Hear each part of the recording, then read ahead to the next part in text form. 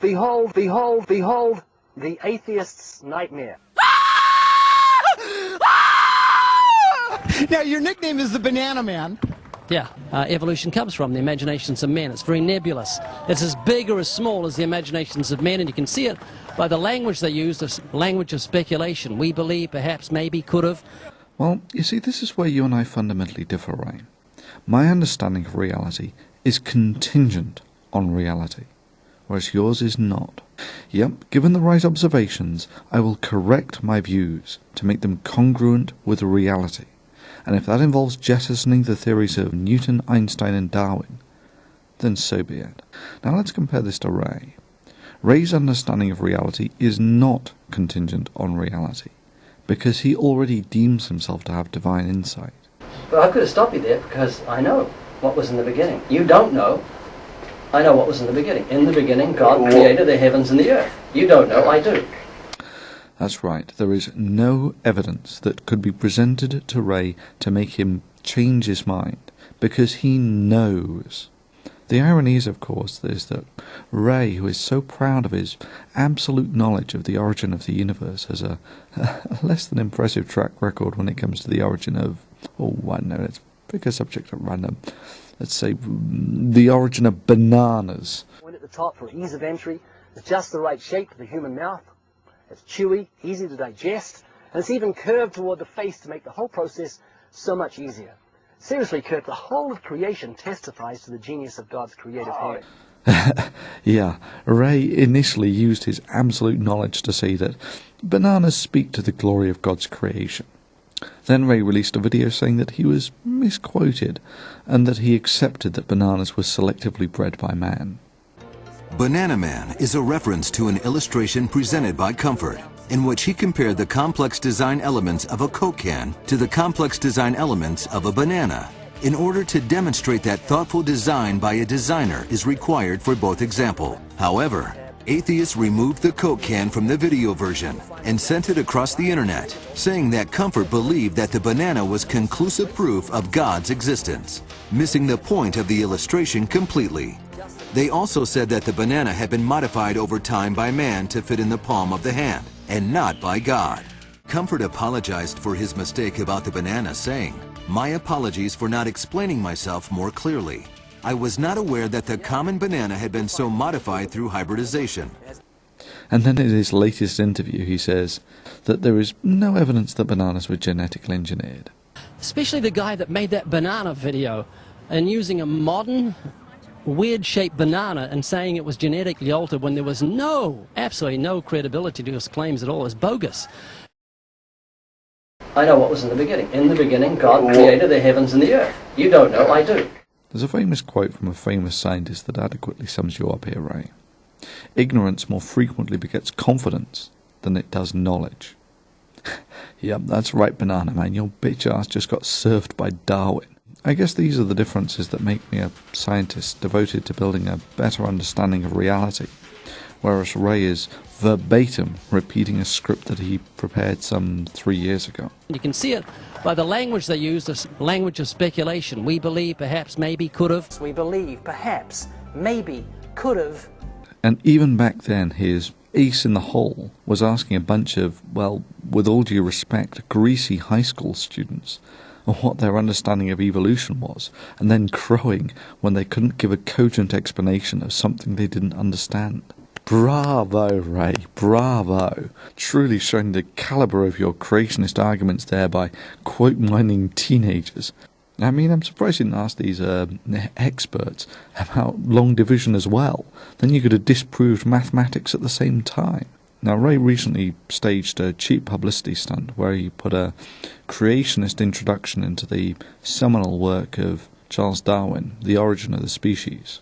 How many Origin of Species books did we get onto the university campuses last Wednesday? 170,000. 170,000, and how many campuses?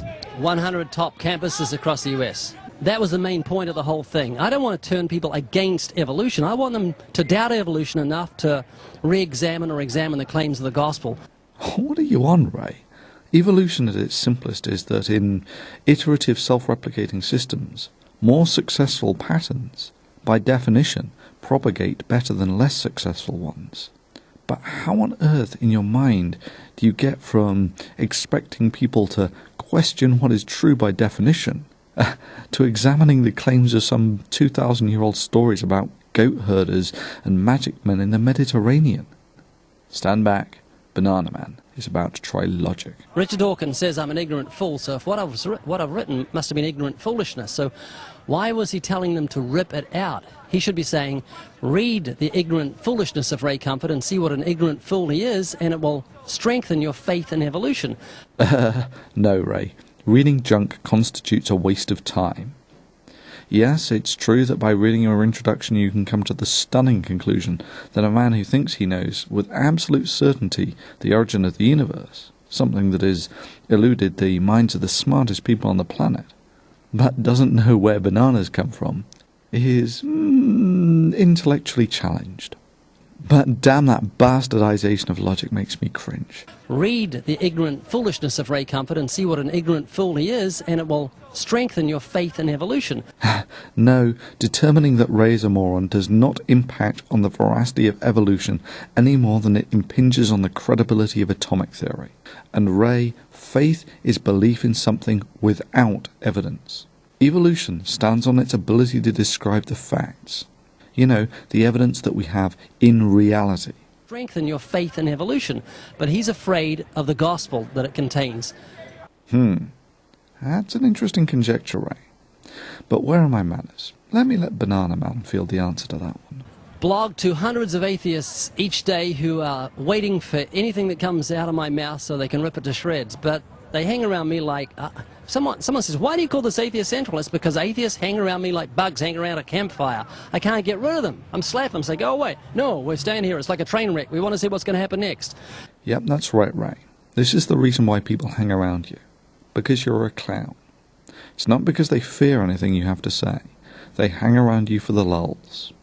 Dawkins suggests that you rip the introduction out because Dawkins isn't in it for the lulz. He's an educator.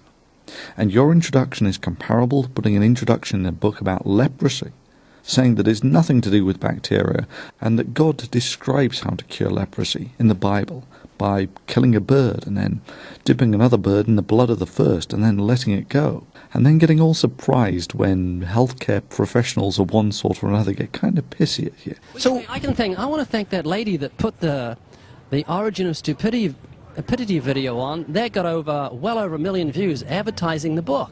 By that lady, I assume you're referring to the fiery sex bomb goddess of "Oh my God, it's Chris." Yeah, I'd like to thank her too. Nice one, Chrissy.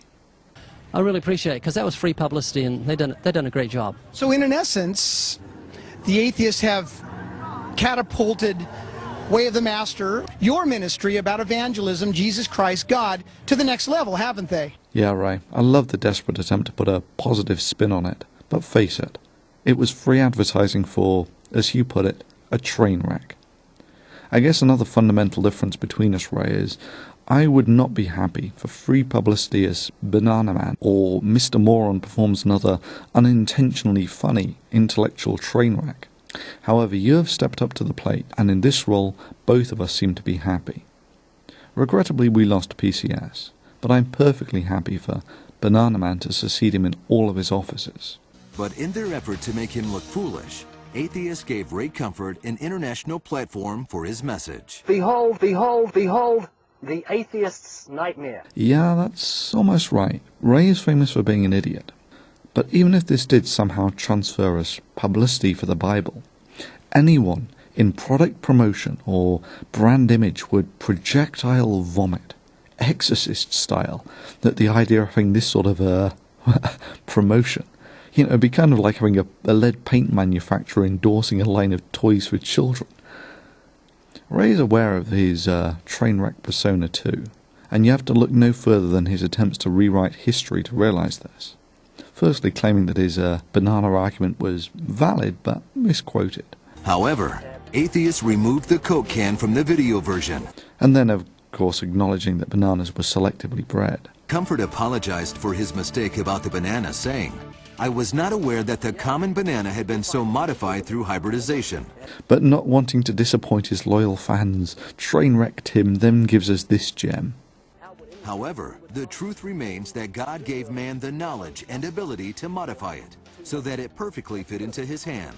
He did the same with big dogs, so they can fit into his car. Yeah, sure, Ray. 30,000 or so years ago, when man first started selectively breeding the domestic dog, he thought, you know, we should breed a small dog such that in 30,000 years' time, when we invent the car, our dogs will fit in them. Anyway, sometime later, Banana Man gives up trying to justify his bananas prove God argument is valid but misquoted, and happily performs the routine as legitimate humour. The banana and the hand are perfectly made one for the other. You'll find the maker of the banana, Almighty God, has made it with a non-slip surface. It has outward indicators of inward contents: green, too early, yellow...